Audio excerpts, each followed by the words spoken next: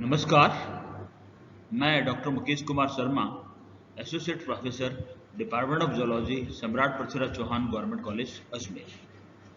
पिछली कुछ क्लासों में मैंने आपको प्रोकैरियोट्स में किस प्रकार से जीन रेगुलेशन होता है उसके बारे में मैंने बताया था। आपको कुछ ना जो मैंने लेक्चर नोट्स शेयर किए थे, जिसमें हमने ऑपेरॉन के बारे में बताया था। ऑपेरॉन का किस प्रकार से रेगुलेशन होता है, यानी पॉजिटिव रेगुलेशन, नेगेटिव रेगुलेशन के बारे में बताया था। फिर आपको ट्रिप्टोफैन ऑपेरॉन में रेगुलेशन किस प्रकार से होता है, जिसमें कि एटेन्यूएशन एक इम्पॉर्टेंट मैकेनिज्म है, उसके बारे में मैंने आपको लेक्चर नोट्स शेयर किए थे। आज मैं आपको आपके जो स्पेशल पेपर है उसका जो 14A पेपर है उसके यूनिट सेकंड का एक इम्पॉर्टेंट टॉपिक है signal mediated transport through nuclear pore, उसके बारे में आपको पढ़ा रहा हूं। तो सबसे पहली बात, न्यूक्लियर पोर कॉम्प्लेक्स क्या होता है। जैसे आपने बताया कि सिग्नल मीडिएटेड ट्रांसपोर्ट होता है किसके द्वारा, न्यूक्लियर पोर्स के द्वारा। तो उसमें एक बड़ा इंपॉर्टेंट है ना जो पार्ट होता है न्यूक्लियर पोर कॉम्प्लेक्स। तो सबसे पहली बात, होता क्या है। तो सबसे पहला, द न्यूक्लियस क्या होता है। तो the nucleus, the largest organelles in animal cells, is surrounded by two membranes, each one a phospholipid bilayer containing many different types of proteins. The inner nuclear membrane defines the nucleus itself. In most cells, the outer nuclear membrane is continuous with the rough endoplasmic reticulum, and the space between the inner and outer nuclear membrane is continuous with the lumen of the rough endoplasmic reticulum. तो जैसा आप सबको पता है कि nucleus क्या होता है, एनिमल सेल का एक लार्जेस्ट ऑर्गेनेल्स होता है जो कि दो फॉस्फोलिपिड बायलेयर की मेम्ब्रेन से घिरा हुआ होता है, जिसमें विभिन्न विभिन्न प्रकार की प्रोटीन्स पाई जाती है। और जो इसकी अंदर की जो न्यूक्लियर मेम्ब्रेन्स होती है वो न्यूक्लियस के चारों तरफ कवर्ड होती है, और जो आउटर जो न्यूक्लियर मेम्ब्रेन है वो बहुत सारी सेल्स में जो रफ एंडोप्लाज्मिक रेटिकुलम है उसी के साथ में लगातार जुड़ी होती है। और इनके जो स्पेस जो होता है किसके बीच में, जो आउटर तथा इनर न्यूक्लियर मेम्ब्रेन के जो बीच में जो स्पेस होता है वो लगातार जारी रहता है किसके बीच में, कंटिन्यूस किसके बीच में, रफ एंडोप्लाज्मिक रेटिकुलम के साथ में बिल्कुल जारी रहता है। अर्थात क्या हुआ, यदि हम बात करें तो न्यूक्लियस क्या है, दो फॉस्फोलिपिड की मेम्ब्रेन से घिरा हुआ है। इनर जो मेम्ब्रेन है वो तो क्या करती है, न्यूक्लियस की जो शेप होती है उसको डिफाइन करती है, और जो आउटर जो न्यूक्लियर मेम्ब्रेन है वो किसके साथ में जुड़ी होती है, रफ एंडोप्लाज्मिक रेटिकुलम के साथ में जुड़ी होती है। ठीक है। अब जो दोनों न्यूक्लियर मेम्ब्रेन्स है ना, that appears to fuse at nuclear pores. The ring-like complex is composed of specific membrane proteins through which materials moves between the nucleus and the cytoplasm. ये बड़ा इंपॉर्टेंट है। यानी क्या है इसमें कि जो दोनों न्यूक्लियर मेम्ब्रेन्स है ना वो कहाँ फ्यूज हो जाती है, न्यूक्लियर पोर्स के पास में।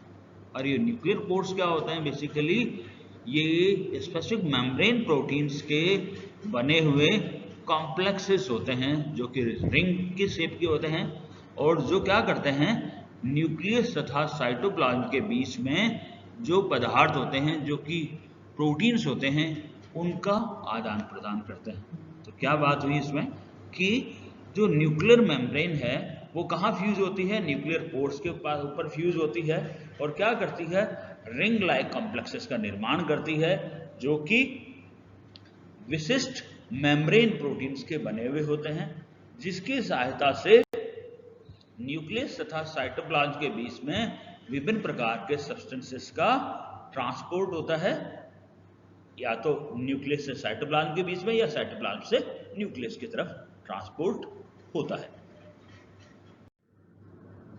ये आप स्ट्रक्चर देख सकते हैं, जैसे मैंने बताया आपको कि ये तो क्या है, इसकी आउटर न्यूक्लियर मेम्ब्रेन है, और ये क्या है आपकी इनर न्यूक्लियर मेम्ब्रेन। आउटर जो न्यूक्लियर मेम्ब्रेन है वो देखिए आप, यहाँ से ये हुई और ये किसके साथ जुड़ गई, एंडोप्लाज्मिक रेटिकुलम के साथ। ठीक है। ये आपकी इनर न्यूक्लियर मेम्ब्रेन है, और दोनों जो मेम्ब्रेन है वो कहाँ फ्यूज हो रही है, यहाँ पे फ्यूज अप हो रही है, जो क्या है, न्यूक्लियर पोर है या न्यूक्लियर पोर कॉम्प्लेक्स है। ये देखिए आप यहाँ फ्यूज हो रहा है, ठीक है। और ये जो पार्ट है ये वाला, ये क्या है, न्यूक्लियर लेमिना है, ठीक है। तो यहाँ पे बताया आपको कि न्यूक्लियर एनवलप है वो इनर न्यूक्लियर मेम्ब्रेन से तथा आउटर न्यूक्लियर मेम्ब्रेन से बनी होती है, और आउटर न्यूक्लियर मेम्ब्रेन कंटिन्यूस किसके साथ में होती है, रफ एंडोप्लाज्मिक रेटिकुलम के साथ में ये कंटिन्यू करती है। और इन दोनों के बीच का जो स्पेस होता है उसको हम कहते हैं पेरीन्यूक्लियर स्पेस। और यहाँ पे ये जो जहाँ पे दोनों फ्यूज हो रही है उसको हमने कहा न्यूक्लियर पोर, और ये क्या करता है, न्यूक्लियर पोर कॉम्प्लेक्स का निर्माण करता है। Numerous pores perforate the nuclear envelope in all eukaryotic cells. Each nuclear pore is formed from an elaborate structure termed the nuclear pore complex, which is immense by molecular standards, 125 million Daltons in vertebrates or about 30 times larger than a ribosomes. अब जो आपको बताया मैंने कि nuclear pore क्या करते हैं, nuclear envelope के ऊपर छोटे छोटे परफोरेशंस बनाते हैं, और ये प्रत्येक जो न्यूक्लियर पोर होता है वो किसके द्वारा बना होता है, न्यूक्लियर पोर कॉम्प्लेक्स की एक एलाबोरेट स्ट्रक्चर होती है, बहुत बड़ी स्ट्रक्चर होती है, उसके द्वारा ये बना हुआ होता है। यानी न्यूक्लियर पोर क्या है, न्यूक्लियर पोर कॉम्प्लेक्स के द्वारा बना हुआ होता है, जिसका मॉलिक्यूलर जो वेट होता है वो 125 मिलियन डाल्टन्स होता है वर्टिब्रेट्स में, और इसकी जो साइज होती है वो राइबोसोम से लगभग 30 गुना ज़्यादा बड़ा होता है। ये देख लीजिए आप, ये आपका न्यूक्लियर पोर कॉम्प्लेक्स है यहाँ पे, ठीक है। ये आपकी जो आउटर न्यूक्लियर मेम्ब्रेन और इनर न्यूक्लियर मेम्ब्रेन है, और ये आपका न्यूक्लियर पोर कॉम्प्लेक्स है, ठीक है। इसमें भी आपको न्यूक्लियर पोर कॉम्प्लेक्स आसानी से दिख रहा है। अब जो न्यूक्लियर पोर कॉम्प्लेक्स होता क्या है basically, and nuclear pore complex is made up of multiple copies of some 50 जो in yeast to 100 in vertebrates different proteins called न्यूक्लियोपोरेट्स।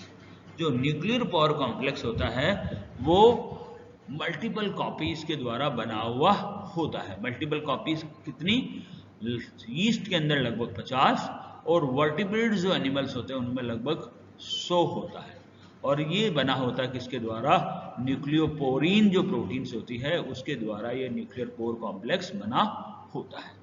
अब यदि हम इसकी इलेक्ट्रॉन माइक्रोग्राफिक स्टडीज देखें तो electron micrograph of nuclear pore complexes reveals a roughly octagonal membrane embedded structure from which 800 nanometer long filaments extends into the nucleoplasm.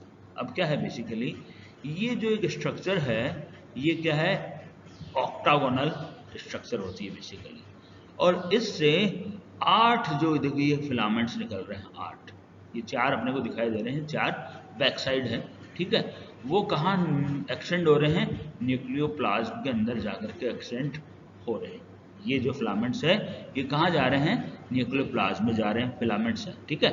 और the distal end of these filaments are joined by the terminal ring forming a structure called the nuclear basket. ये जो इनका distal end है ये क्या कर रहा है, जॉइंट करके क्या कर रहा है, न्यूक्लियर बास्केट का निर्माण कर रहा है। The membrane embedded portion also is attached directly to the nuclear lamina, a network of lamina intermediate filaments that extend over the inner surface of the nuclear envelope. अब ये जो membrane embedded जो portion होता है वो किसके द्वारा directly attached होता है, न्यूक्लियर लेमिना के द्वारा। और न्यूक्लियर लेमिना क्या होता है बेसिकली, लैमिन इंटरमीडिएट फिलामेंट्स का एक नेटवर्क होता है जो क्या करता है, जो इनर सरफेस होती है न्यूक्लियर एनवलप की उसके पास में ये लगा हुआ होता है। अब ये तो आपके आगे न्यूक्लियर फिलामेंट्स, ठीक है, जो क्या कर रहे हैं, न्यूक्लियर बास्केट का निर्माण कर रहे हैं, जो कि 8 न्यूक्लियर फिलामेंट्स के द्वारा बने होते हैं। अब क्या होता है, इसके जो ये तो आपका आ गया न्यूक्लियोप्लाज्म वाला हिस्सा आ गया, जो साइटोप्लाज्मिक वाला जो हिस्सा है, साइटोप्लाज्म वाला हिस्सा है, उसमें भी क्या होता है, साइटोप्लाज्मिक फिलामेंट्स होते हैं। These cytoplasmic filaments extend from the cytoplasmic side of the nuclear pore complex into the cytosol। अब ये जो साइटोप्लाज्मिक फिलामेंट्स होते हैं ये न्यूक्लियर पोर कॉम्प्लेक्स से निकल करके और साइटोप्लाज्म के अंदर जाते हैं, यानी साइटोप्लाज्म की तरफ ये एक्सटेंड होते हैं। तो यदि हमने इसके स्ट्रक्चर को यदि हम और ढंग से देखें तो क्या है, बेसिकली ये एक ऑक्टागोनल मेम्ब्रेन एम्बेडेड स्ट्रक्चर होती है, ठीक है। उसके बाद में क्या है, इसमें क्या होता है, 8 फिलामेंट्स न्यूक्लियस में जाकर के और न्यूक्लियर बास्केट का निर्माण करते हैं, और कुछ फिलामेंट्स ऐसे होते हैं जो कि साइटोप्लाज्म में भी एक्सटेंड होते हैं और जो साइटोप्लाज्मिक फिलामेंट्स का निर्माण ये करते हैं। अब इससे आयंस कैसे पास होते हैं बेसिकली, या मॉलिक्यूल्स कैसे पास होते हैं, या प्रोटीन किस तरह से पास होते हैं, ये अपन देखते हैं बेसिकली। तो ions, small metabolites and globular proteins up to 60 kilo dalton, ये बड़ा इंपॉर्टेंट है, यानी जो ये आयंस और small metabolites and globular proteins है जिनकी की साइज 60 किलो डाल्टन के तक होती है, ये क्या करते हैं, can diffuse through a water filled channel in the nuclear pore complex। These channels behave as if they are 0.9 nanometer in diameter। क्या होता है, ये 60 किलो डाल्टन वाले जो प्रोटीन्स होती है, अप टू 60 किलो डाल्टन तक की जो प्रोटीन्स होती है, ये क्या करती है, वाटर फिल्ड चैनल के अंदर आसानी से डिफ्यूज हो जाती है, और ये चैनल इस तरह से बिहेव करते हैं जिससे जैसे कि इनकी साइज लगभग 0.9 नैनोमीटर हो इनकी साइज, ठीक है। तो क्या हो रहा है, 60 किलो डाल्टन की जो प्रोटीन तक की प्रोटीन जो होती है वो आसानी से वाटर फिल्ड चैनल में डिफ्यूजन के प्रोसेस के द्वारा पास आउट हो जाती है, जबकि however large proteins and ribonucleoproteins complexes cannot diffuse in and out of the nucleus, rather these macromolecules are selectively transported in and out of the nucleus with the assistance of soluble transporter proteins that binds macromolecules and also interact with certain nucleoporins।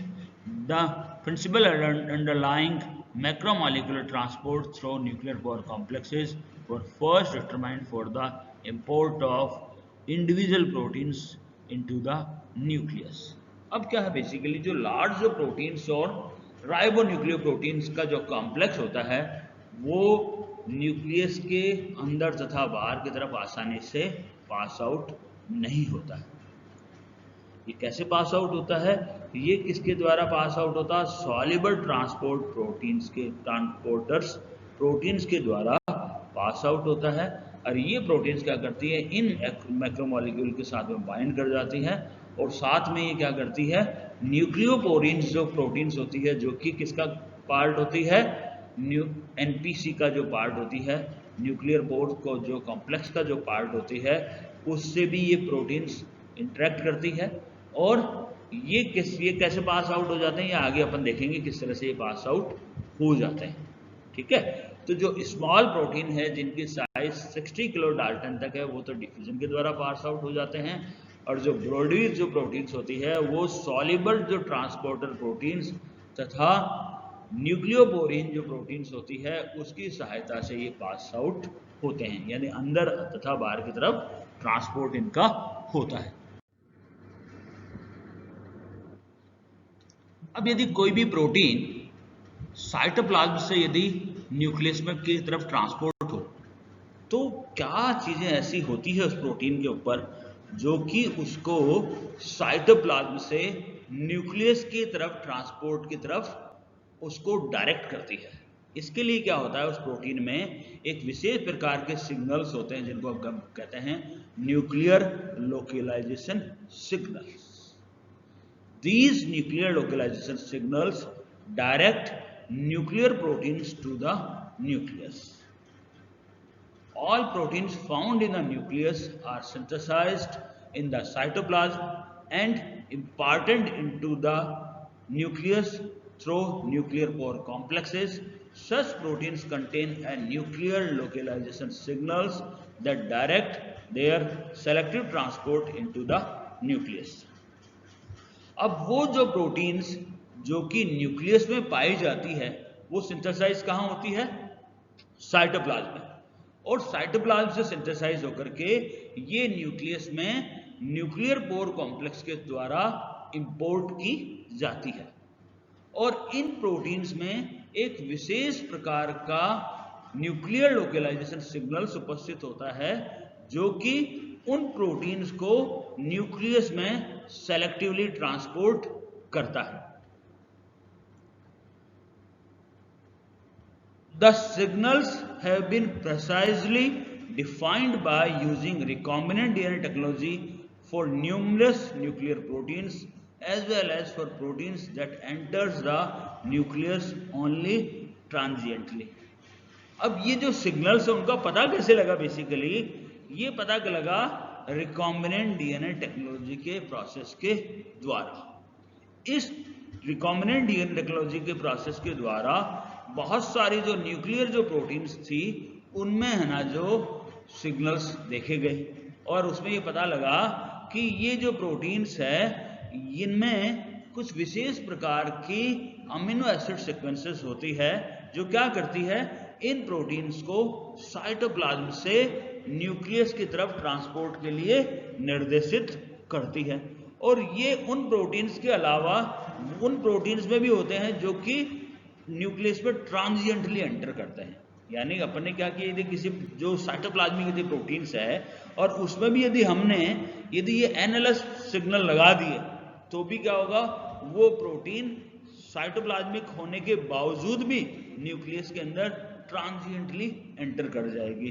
तो ये जो recombinant DNA technology के द्वारा हमने क्या किया, nuclear localization signals का पता किया किन प्रोटीन्स में, न्यूक्लियर प्रोटीन्स में, इसके साथ साथ उन प्रोटीन्स में भी जो कि न्यूक्लियस में ट्रांजिएंटली एंटर करती है। अब the signal consist of one or two short sequences that are rich in the positively charged amino acids lysine and arginine.